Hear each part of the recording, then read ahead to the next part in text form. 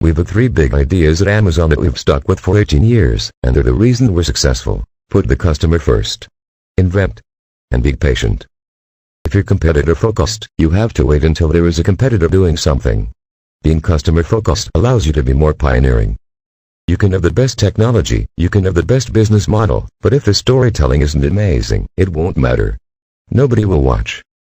I strongly believe that missionaries made better products. They care more. For a missionary, it's not just about the business. There has to be a business, and the business has to make sense, but that's not why you do it.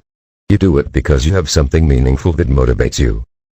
In the old world, you devoted 30% of your time to building a great service and 70% of your time to shouting about it. In the new world, that inverts.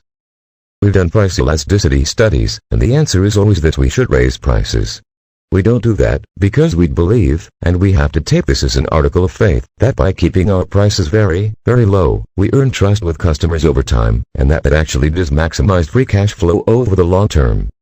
There are 2 ways to extend a business. Take inventory of what you are good at and extend out from your skills. Or determine what your customers need and work backwards, even if it requires learning new skills. Jeff, what does day 2 look like? Day 2 is stasis. Followed by irrelevance. Followed by excruciating, painful decline. Followed by death. And that is why it is always day 1 to be sure. This kind of decline would happen in extreme slow motion. An established company might harvest day 2 for decades, but the final result would still come. Day 2 companies make high-quality decisions, but they make high-quality decisions slowly. To keep the energy and dynamism of day 1, you have to somehow make high-quality, high-velocity decisions. We recently greenlit a particular Amazon Studios original. I told the team my view. Debatable whether it would be interesting enough, complicated to produce, the business terms aren't that good, and we had lots of other opportunities. They had a completely different opinion and wanted to go ahead. I wrote back right away with I disagree and commit in hope it becomes the most watched thing we've ever made. Consider how much slower this decision cycle would have been if the team had actually had to convince me rather than simply get my commitment.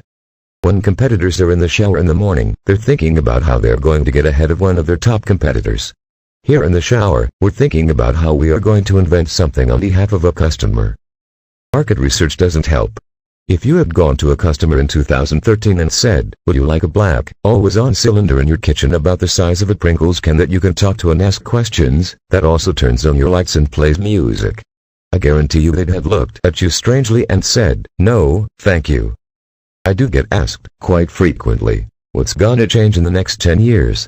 I rarely get asked, and it's probably more important, and I encourage you to think about this, is the question what's not going to change. The answer to the question can allow you to organize your activities. You can work on those things with the confidence to know that all the energy you put into them today is still going to pay dividends in the years to come.